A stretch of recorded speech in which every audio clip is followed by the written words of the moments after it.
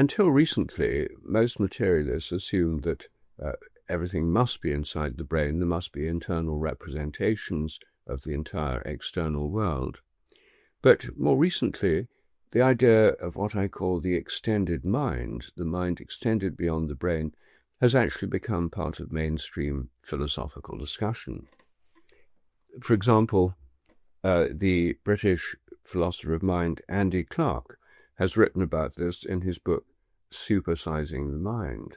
Another philosopher of mind, Alva Noe, has written a book emphasizing this view called Out of Our Heads, subtitles, Why You Are Not Your Brain and Other Lessons from the Biology of Consciousness. They sometimes called this the inactive theory of mind, that mind is an interaction between your brain and the environment. So the idea of the extended mind is becoming more widely discussed. But this is discussed as if it's simply a philosophical problem and can be solved by a philosophical solution, just saying, oh, well, the mind's extended beyond the brain through these virtual, undetectable images.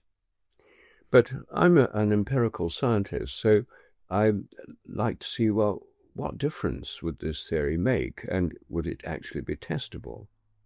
And I think it is testable.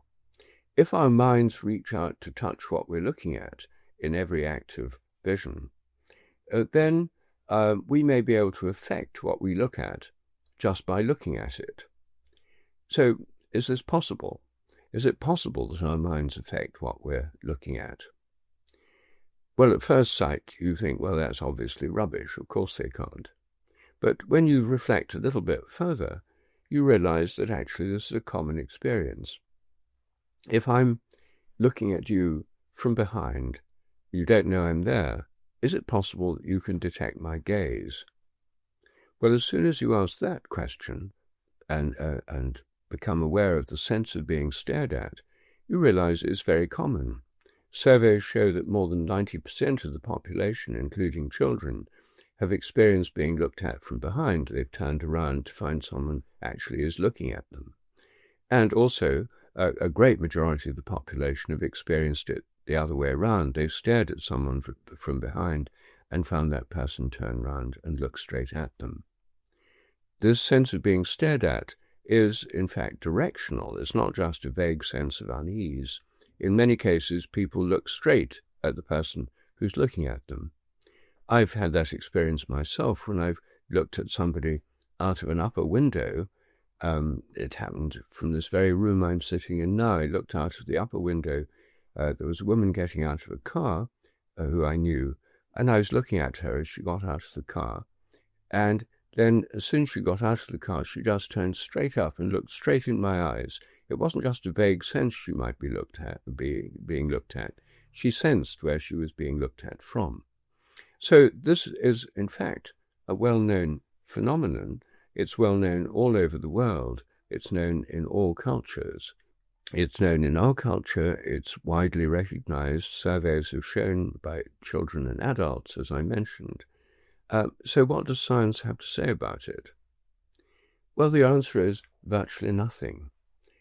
Between about 1890 and 1985, there were only 4 published papers on this subject in the whole scientific literature. 2 of them, the early ones, were by skeptics, people who said this was an absurd superstition that should be stamped out by scientific education. And 2 of them were modest-scaled empirical tests, which showed it did seem to work. But there's been an enormously strong taboo against this. It ought not to happen. It goes against the materialist theory of the mind, yet everyone knows about it. So what do? You just deny it. And say it's superstition, it's coincidence. You look round all the time, and if someone's looking at you, you remember it. You forget all the times you're wrong. Those are the kind of armchair skeptical arguments that have been deployed in the absence of almost any evidence at all for decades, and they're still deployed by skeptics today, because this is such an embarrassing phenomenon, if it's true, for the mechanistic theory. Yet, if it's true, it's telling us something about the nature of minds that enables us to investigate them experimentally. Well, when I got interested in the subject in the 1980s, the first thing I did was try and find out the natural history. And I did this by talking to people about their experience, collecting stories. I have a very large online database of stories about unexplained phenomena with people and animals. It's a computer database and on a FileMaker Pro system that enables all these stories to be categorized. And so I asked people about their experience. I had many, many stories, including stories about directional detection of this. I and my assistants also interviewed people whose job it is to watch others, including private detectives, the surveillance officers from the police, the drug squad at Heathrow, store detectives in London department stores, private detectives. And among people whose job it is to watch others, this is completely taken for granted. Private detectives, when they're being trained how to follow somebody, are trained not to stare at their back because they're likely to turn round and catch their eye and then their cover's blown. They look as little as possible and look at people's feet. And in the martial arts, this is taken for granted, and in fact people are trained to increase their sensitivity to detecting stares or looks from behind, because this could be very useful if an assailant is creeping up on you or planning to attack you. So this is completely well known to practical people whose job it is to watch others or to fight others. Well, what about scientific experiments? Well, it turns out it's quite easy to do tests, and the simplest tests, there have now hundreds of thousands of these tests have been done by myself and others, involve people working in pairs. The subject wears an airline blindfold, which blocks out peripheral vision. The looker sits behind them and either stares at the back of their neck or looks away and thinks of something else in a random sequence. And then the person has 10 seconds to guess after the trial begins, which is indicated by a click or a beep. And they guess looking or not looking. They're either right or wrong. By chance, they'd be right 50% of the time. In fact, people are consistently right. Above chance, it's not a very big effect with untrained subjects in these rather artificial tests. About 55% of the time, some people are much more sensitive, but that's the average. But when this result occurs consistently in many environments, in schools, colleges, university projects, various other tests that have been done, when it happens so hundreds of thousands of people have been tested, it turns out to be massively significant statistically. This experiment has been running in Amsterdam in the Science Museum, the Nemo Center, for over 20 years, one of the biggest experiments ever conducted, giving overwhelmingly significant statistical results, showing that people really can tell when they're being looked at from behind. And interestingly, the most sensitive subjects are children under the age of 10. I think many of us become less sensitive as we grow older and live in crowded cities. Strangely enough, this also works through closed-circuit television, and security officers who watch other people through CCTV systems are well aware of the fact that if you stare at people intensely on the screen, they often feel it and start behaving differently. A store detective told me that he once watched some people shoplifting shoes in the shoe department of Harrods and looked at them intently, and then they started looking around to see where the hidden camera was, and they put the shoes back and left the store quietly. He was convinced they'd felt him looking at them.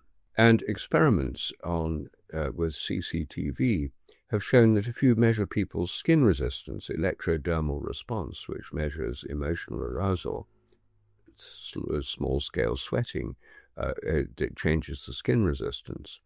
Emotional arousal is a very sensitive measure, using galvanic skin response. People's skin resistance changes when they're being stared at random times, at random intervals, through closed-circuit television, compared with when they're not being stared at.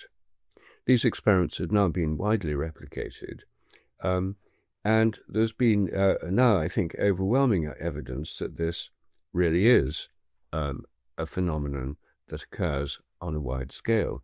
This was the subject of a special issue of the Journal of Consciousness Studies in 2005, in which I wrote an article summarizing the evidence, and then another article looking at its theoretical implications.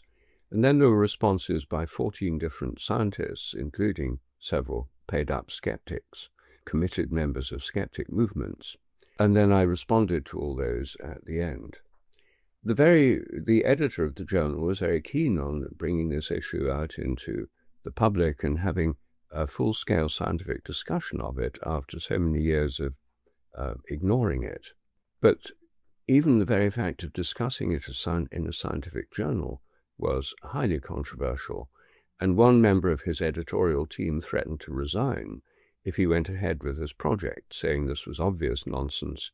This discussion should have no place in a scientific journal. So the special issue was intended to be called The Sense of Being Stared At.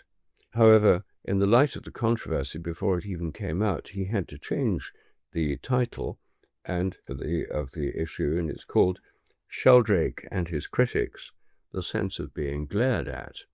So this gives you some idea of just how controversial such a seemingly innocent and straightforward and widely recognized phenomenon is, precisely because it disrupts the mechanistic materialist dogma that the mind's all inside the head. Now, I don't think this is something specific to humans. It happens among animals as well. I and my assistants have interviewed hunters and wildlife photographers who spend a lot of time watching animals. And it turns out that many hunters who stalk deer, for example, are convinced that you're hidden, you're downwind, you've crept up silently, the deer hasn't heard you, but when they focus on the deer through their rifle sights, they have to shoot quickly, because otherwise the deer feels it's being watched, looks restless, and runs off. The same is true of wildlife photographers. If they're in a hide, or what Americans call a blind, they're hidden, they're in the dark, they're using a telephoto lens. If they get an animal in their sights, they have to take the picture quickly, because if they don't, it'll fly away or run away. This is widely known to people whose job it is to look at animals or who hunt them. Some people say that sleeping animals are particularly sensitive. Animals are at their most vulnerable when they're asleep, and there's some evidence that animals can be woken up by staring at them. Actually, this is a project anyone who's got a dog or cat can try at home. Don't let sleeping dogs lie. Try looking at them and see if you can wake them up. Many people find this happens with babies. A lot of parents, when they've got their baby to sleep, avoid going and looking at the sleeping baby because they've found the baby often wakes up if they're looking at it. So the sense of being stared at seems to operate throughout the animal kingdom. It's not just in humans. It seems to be a pretty basic phenomenon. And I think it's probably evolved in the context of predator-prey relationships. Any prey animal that could detect when a hidden predator was looking at it would survive better than one that couldn't detect when it was being watched. Find out more on advire.life.